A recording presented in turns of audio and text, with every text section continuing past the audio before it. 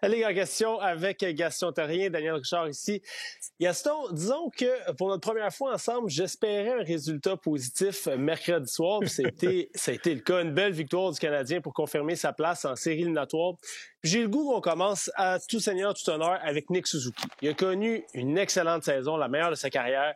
Puis dans le match le plus important de l'année, un but, une passe, une fiche de +4. Il a été excellent. Marqué le but qu'il a fait 2-1. Jusqu'à quel point tu trouves que Nick Suzuki, dans la dernière game de l'année, mais toute l'année, a été complètement dominant? Bien, premièrement, c'est le capitaine du Canadien. Il a démontré aux gens c'était quoi un vrai capitaine. C'est pas le gars qui est le genre à se lever dans le vestiaire puis commencer à crier après les joueurs. C'est plutôt le genre de capitaine qui va se lever, va parler et va agir sur la glace. Je regarde ses statistiques, 89 points. Je pense qu'il a fini plus 19 cette année. Il va certainement, un jour ou l'autre, être reconnu comme un des meilleurs joueurs défensifs de la Ligue, tout en ayant une très grande participation offensivement. Si je pense à Barkov des Panthers de la Floride, il gagne ce trophée-là depuis 2-3 ans et c'est un gars qui amène en 70-80 points tous les ans. Du côté de Nick Suzuki, un jour ou l'autre, c'est lui qui va gagner ce fameux trophée-là. Puis Gaston, c'est surtout depuis... OK, il était bon toute l'année, on s'entend, là. Depuis la confrontation des 4 nations, c'est le 4e pointeur de la LNH. Il a 37 points en 26 matchs. Puis tu sais, rappelle-toi, là, c'était un petit peu avant la date limite des transactions. Le Canadien était dans une position où est-ce qu'on pouvait pas avoir de trop longues séquences de défaites. Il est allé voir Kent Hughes, il a demandé de ne pas être vendeur à la date limite des transactions, puis il a répondu de cette façon-là. C'est pas seulement qu'il a produit en octobre puis en novembre. T'sais, pour moi, je ne sais pas si toi, tu vois d'autres candidats, mais au niveau du joueur par excellence chez le Canadien, le joueur le plus utile, pour moi, c'est le capitaine. Il y en a d'autres qui ont très bien fait aussi, là, mais pour moi, il n'y a personne qui a été plus important que Suzuki cette année. Non, puis si tu regardes, ça avait fallu, parce que c'est un joueur qui est très durable dans la Ligue nationale, Daniel. C'est un gars qui manque jamais de match, jamais de blessure. C'est un gars qui joue de grosses minutes. Entre 23 et 26 minutes, là, ça lui fait pas peur. Puis j'ai l'impression que dans les séries, c'est ce qu'il va jouer parce qu'on n'a pas un deuxième centre. Mais oui, depuis le tournoi des 4 nations, c'est peut-être le meilleur joueur du côté de la Ligue nationale puis du côté du Canadien. J'aimerais bien te dire qu'Alain Hudson mériterait qu'on pense à lui aussi. J'aimerais bien te parler aussi de Montembeault, de Caulfield, qui ont été des joueurs importants. Mais si tu enlèves le capitaine de cette formation-là, je pense que l'âme disparaîtrait. L'émotion, c'est lui qui l'amène. C'est lui qui donne l'exemple. Écoute, depuis le tournoi des 4 nations, le Canadien a 15 victoires, 5 défaites, puis 6 matchs nuls, c'est-à-dire des matchs perdus en prolongation. Il fallait absolument que le capitaine se lève puis que les autres acceptent de le suivre et ils l'ont très bien fait. 100% d'accord avec toi. J'ai le goût qu'on parle de Juraj Slafkovský un peu. Je ne sais pas qu'est-ce que tu en penses. Moi, quand c'est un joueur qui va devenir à maturité, là, je ne sais pas si c'est un joueur qui va dominer à cause de ses mains, à cause de son sens du jeu, à cause de la façon qu'il peut ralentir le jeu. Mais quand il joue de la façon qu'il a joué hier, une passe sur le premier but, 100% responsable sur le deuxième but avec son échec avant une mise en échec qui a permis de garder la rondelle en zone offensive. Ça, c'est Juraj Slafkovský qui peut se distinguer. Puis s'il joue comme ça en série contre les Capitals, une équipe lourde, ben c'est là qu'il peut vraiment être utile, non?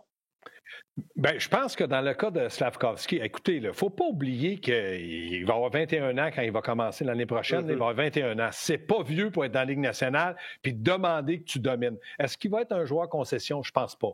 Mais ça va être un joueur tellement utile aux Canadiens de Montréal parce que Martin Saint-Louis, à un moment donné dans la saison, il a dit « J'ai parlé avec Slafkovský, il faut absolument qu'il se serve de son physique. Protection de rondelle, s'imposer devant le filet, s'imposer dans les coins de patinoire, dans les bagarres 1 contre 1. » Il dit « La journée qu'il va être constant à faire ça, il va se donner des chances de marquer et il va être un joueur important. » Quand il le fait, Daniel, il n'y a aucun problème que Slafkovský est un joueur dominant, puis il est capable de le faire match après match. C'est simplement une question de maturité, une question de confiance, puis de savoir que pour lui, c'est peut-être pas important de marquer 50 buts, mais d'aider son trio à être très offensif puis très responsable défensivement. Tu penses-tu que ça peut être difficile pour un premier choix au total? Tu sais, c'est un joueur talentueux, là. Je vais être clair, là, ça reste un joueur talentueux, mais tu penses-tu que ça peut être difficile pour un premier choix au total quand tu vois des Jack Hughes, quand tu vois des joueurs de grand talent là, qui manient la rondelle, à accepter que t'es peut-être pas, toi, ce style de joueur-là, puis que tu peux avoir de l'impact? C'est peut-être ça aussi qui fait que des fois, il essaye de jouer une game qui n'est pas la sienne, finalement. Tu sais, je pourrais te dire, si on demandait à Lane Hudson de laisser tomber les gants à l'occasion, on dirait, hey, on le dénature. C'est pas dans lui, il n'a pas le physique, c'est un gars intelligent, il a une vision de jeu. Dans le cas de Slafkovský, il a été favorisé par un physique imposant. C'est un gars qui va encore prendre de la force, mais on voit qu'il est très puissant, il a un très bon lancer.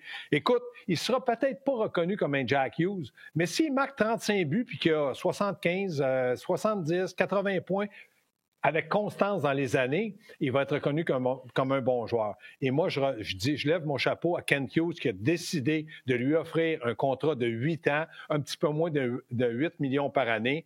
S'il ne peut pas déjeuner, il a qu'à me téléphoner, je vais aller déjeuner avec puis je vais payer la facture. Tu m'inviteras. Okay. Il y a un joueur qui vient d'arriver qui a du talent. Là, tu vas me voir venir. Ivan Demidov. Il a joué un petit peu moins à son deuxième match, mais encore une fois, quand il a la rondelle, j'ai de la misère à me souvenir d'une présence sur la patinoire où il a eu la rondelle et qui n'a absolument rien créé. Encore une fois, dans le dernier match contre les Hurricanes, on entend beaucoup parler du fait que ça prend Ivan Demidov sur le premier avantage numérique. Personnellement, je sais pas. Un avantage numérique, tu travailles ça toute l'année. C'est une question d'exécution, c'est une question de répétition. Toi, est-ce que tu penses que ça devrait... Parce qu'en termes de talent, il a probablement sa place là, sur le premier avantage numérique. Mais est-ce que tu le mettrais sur le premier avantage numérique? Et si tu le mets, tu peux pas être 6. Fait que là, il faut t'enlèves quelqu'un. Est-ce que c'est quelque chose que tu penses qui serait possible, peut-être qu'on voit en série? Oui, je pense que ça va être possible parce que dans le moment, on ne peut pas dire que l'avantage numérique fait gagner le Canadien de Montréal, surtout hier contre une équipe qui était diminuée de ses meilleurs joueurs. Je regarde la situation. Quand ça va pas bien, l'entraîneur doit prendre des décisions. Pendant le match, tu prends une décision, tu dis à Slafkovský, reste au banc, je veux te parler, t'expliquer quelque chose, puis je voudrais avoir des Demidov sur l'avantage numérique avec Caulfield Suzuki. Je le connais pas beaucoup, je vois ce qu'il peut m'apporter. Et c'est là que tu peux donner une chance à Demidov de jouer sur l'avantage numérique. C'est là que tu peux faire comprendre aux joueurs que ce n'est pas une punition pour Slafkovský, c'est un fait qui arrive pendant le match. Si tu arrives avant le match, dans le vestiaire, puis tu regardes le tableau blanc, puis tu vois le premier avantage numérique, c'est Caulfield, Suzuki, Demidov, Lainé, puis Lane Hudson. Wow! Là, tu viens d'attaquer les joueurs, les vétérans. Ils vont se dire hey, pourquoi il enlève Slafkovský? Il est encore très jeune. C'est un gars qui nous a aidés toute la saison, qui s'est impliqué, puis là, il punit. Donc, c'est difficile de le faire avant un match, mais très facile de le faire pendant un match, puis tout le monde va comprendre. Le but dans les séries, c'est de gagner. Comment je fais pour gagner? C'est d'utiliser les meilleurs joueurs au meilleur moment dans leur rôle pour m'aider à gagner. Puis ça, Martin le sait très bien. OK, je n'avais pas vu ça comme ça, mais j'aime la nuance que tu apportes. Il y a une façon de le faire, finalement. Il y a un joueur qui a aidé l'avantage numérique cette année aussi. Puis ça a été fait un petit peu comme ça. Rappelle-toi, Lane Hudson n'a pas commencé l'année sur la première vague. On a donné la première vague à Michael Matheson parce qu'il avait aidé l'équipe l'année dernière. Mais je regarde, Hudson, je te parlais un peu des statistiques de Suzuki depuis la confrontation des 4 nations. Hudson, depuis le retour des 4 nations, il est à plus 18. Ça, c'est un sommet dans la LNH à égalité avec Robert Thomas. On le savait qu'il était bon, là. Mais ce que ce défenseur-là a donné aux Canadiens cette année, sur l'avantage numérique, mais dans zone offensive au complet, c'est assez spectaculaire. Bien, il a donné beaucoup aux Canadiens, puis il a donné un bonbon aux partisans. Les partisans ont identifié un joueur concession spectaculaire qui amène énormément à chaque fois qu'il touche la rondelle. C'est un joueur qui ne peut pas se servir constamment de son physique parce qu'il n'est pas avantagé. Mais il a une vision de jeu, une intelligence, puis sa façon de bouger. Il sait très bien, Daniel, que s'il est immobile, il va se faire frapper, puis là, ça pourrait être dangereux pour une blessure. Moi, j'ai hâte de voir Lane Hudson, comment il va se comporter dans les séries. J'ai hâte de le voir, mais je ne suis pas inquiet qu'il va être un joueur d'impact pour le Canadien de Montréal. La seule chose que je lui reproche, j'aimerais ça qu'il prenne de temps en temps des lancers du poignet pour donner une autre option à l'avantage numérique du Canadien. Là, toutes les équipes savent que Lane Hudson ne se sert pas de son lancer. Donc là, on cherche à couper les lignes de passe, on cherche à lui donner un petit peu plus d'espace à la ligne bleue parce qu'il ne va pas lancer.